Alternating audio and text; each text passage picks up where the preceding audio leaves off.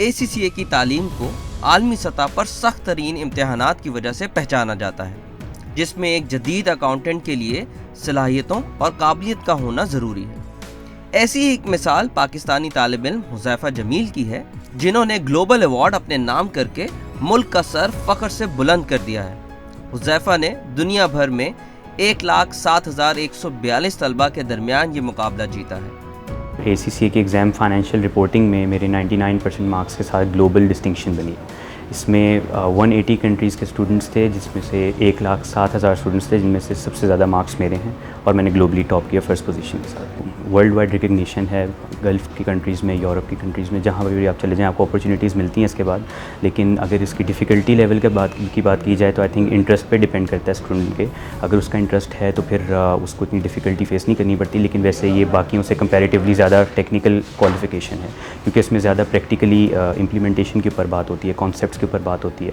Pakistani education system से थोड़ा सा डिफरेंट है और डिफ़िकल्ट है।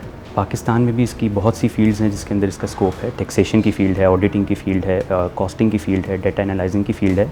लेकिन अगर पाकिस्तान की स्पेसिफ़िकली बात की जाए तो आई थिंक CA के जो स्टूडेंट्स हैं उनको थोड़ी सी ज़्यादा प्रेफरेंस दी जाती है ओवर ACCA स्टूडेंट्स, क्योंकि CA पाकिस्तान की क्वालिफ़िकेशन है। लेकिन अगर वर्ल्ड वाइड रिकग्निशन की बात करें तो 180 कंट्रीज़ में ये रिकग्नाइज्ड है और इसकी बहुत ज़्यादा अपॉर्चुनिटीज़ आपको मिलती हैं। हमारा जो रिज़ल्ट है वो UK के टाइम के मुताबिक रात के 12 बजे आता है, जो कि हमारे सुबह के 5 बजते हैं उस टाइम।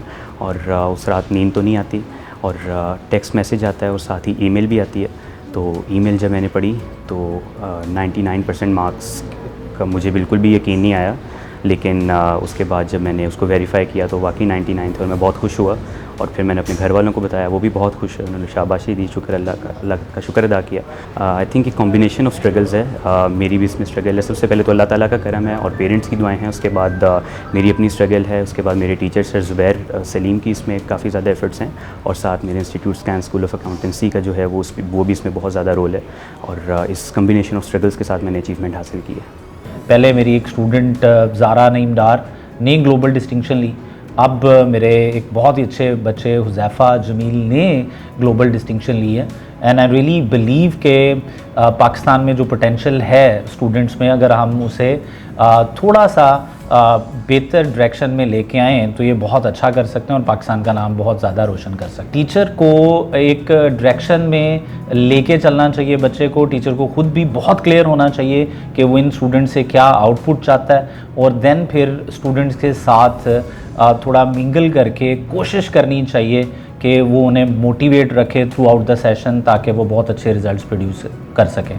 फैमिली में तो एज सच कोई नहीं था, लेकिन बहुत से और स्टूडेंट्स हैं जो डिस्टिंक्शंस लेते हैं। उन्हीं को देख के मोटिवेशन मिलती है कि जब वो लोग इन्हीं इंस्टीट्यूट से और इन्हीं टीचर से पढ़ के ले सकते हैं तो फिर हम क्यों नहीं ले सकते। और मेरे से पहले भी एक पेपर के अंदर 100 मार्क्स आए थे, तो उस पेपर में 100 मार्क्स लेके मुझे रियलाइज़ हुआ कि मेरे अंदर इतना पोटेंशियल है कि मैं ग्लोबल लेवल पे अपने आप को एक्सेल कर सकूँ।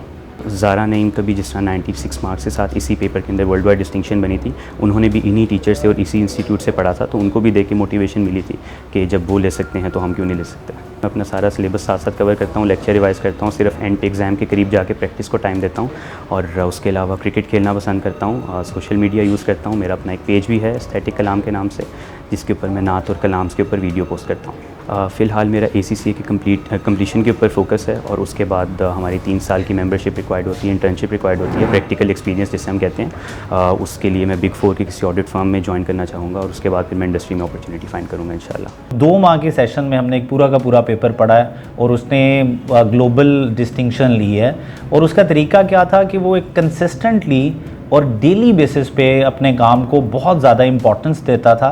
और उसके माइंड में पहले से एक ऑब्जेक्टिव था कि उसने क्या करना है, उसने इस पेपर में बहुत अच्छा करना है।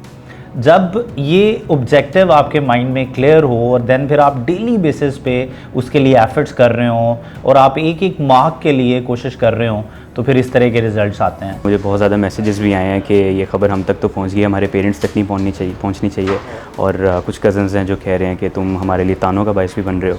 लेकिन साथ ही कुछ ऐसे भी लोग हैं जिनको बड़ा फ़ख्र है कि वो हमारी फैमिली का हिस्सा हैं। हुज़ैफ़ा जमील की कामयाबी से ये बात मालूम होती है कि अगर पाकिस्तानियों को मुनासिब मौक़े और प्लेटफॉर्म फराहम किया जाए तो वो भी आलमी सतह पर बेहतरीन कारकर्दगी का मुज़ाहरा करने की सलाहियत रखते हैं। अक्सर बच्चे मुझे कहते हैं सर मोटिवेशन नहीं है, पढ़ने का दिल नहीं करता। तो मैं उन्हें सिर्फ एक ही बात कहता हूँ कि यार अगर जब पढ़ने का दिल नहीं ना करेगा तो अपने अब्बा जी या अपनी अम्मा की यहाँ पे फ्रॉन्ट लाइन्स चेक करना और उनको बड़े गौर से ऑब्ज़र्व करना अकेले बैठ के, और फिर सोचना क्या ये लोग डिज़र्व करते हैं कि ये हम पे इतनी एफ़र्ट्स लगा रहे हैं और हम पढ़ना बंद कर दें, हम ना पढ़ें, हमारी मोटिवेशन नहीं है, तो क्या ये लोग डिज़र्व करते हैं इस तरह के रिज़ल्ट्स जो आप ना पढ़ के उनको देंगे। अगर तो किसी का भी अकाउंटिंग की साइड पे इंटरेस्ट है तो I think this is the best qualification, क्योंकि इसकी वर्ल्ड वाइड रिकग्निशन है और बहुत ज़्यादा अपॉर्चुनिटीज़ हैं। और अगर आपका इंटरेस्ट है तो ये उतनी डिफ़िकल्ट नहीं है जितना डिफ़िकल्ट इसको समझा जाता है, और ज़रूर आना चाहिए इस फील्ड में, बहुत अच्छी अपॉर्चुनिटीज़ हैं।